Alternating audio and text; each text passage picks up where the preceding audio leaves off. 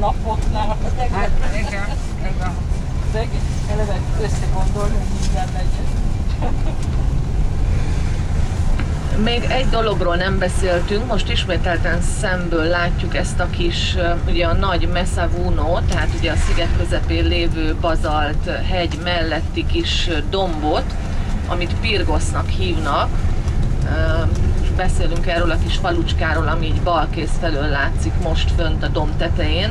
és a Pirgosz az erődöt vagy várat jelent, és ennek a kis falunak a tetején is tetszenek látni egy olyan erős kővédművet, egy falat, ugye innen kapta a Pirgosz elnevezést, és ez a picike-picike kis település volt 1800-ig Santorininek a fővárosa, akkor még nem Fira töltötte be ezt a tisztet, és azért is tartozik hozzá ez a viszonylag erős várfal, mert ugye abban az időben, amikor itt a középkorban, meg a török hódoltság időszakában elég sok kalózkodás zajlott itt a földközi tenger térségében, de akkor a helyi lakosság, hogy magát és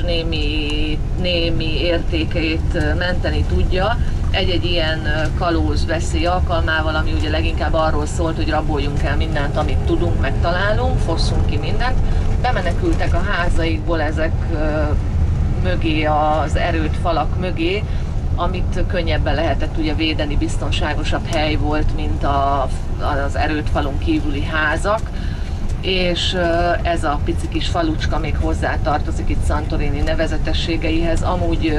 a legmagasabban épült település Santorinin, 500 méter magasság, majdnem 500 méter magasságban van, és ugye afölé nyúlik egy kicsivel még az a Profiti Silias csúcs, ami amúgy elmögött, vagy fölött a Pirgosz falu fölött van. Tehát, hogyha valaki vásárolt esetleg, vagy vesz majd egy úti könyvet még, vagy legközelebb jár, abban is nagyon sokszor emlegetik Pirgoszt, mint Santorini egyik leghíresebb települését, és akkor tudjanak róla, hogy elhaladtunk. Emellett is ez volt az, és ebben a pici kis falucskában, aminek a lélekszáma körülbelül 500 fő, csupán csak itt megközelít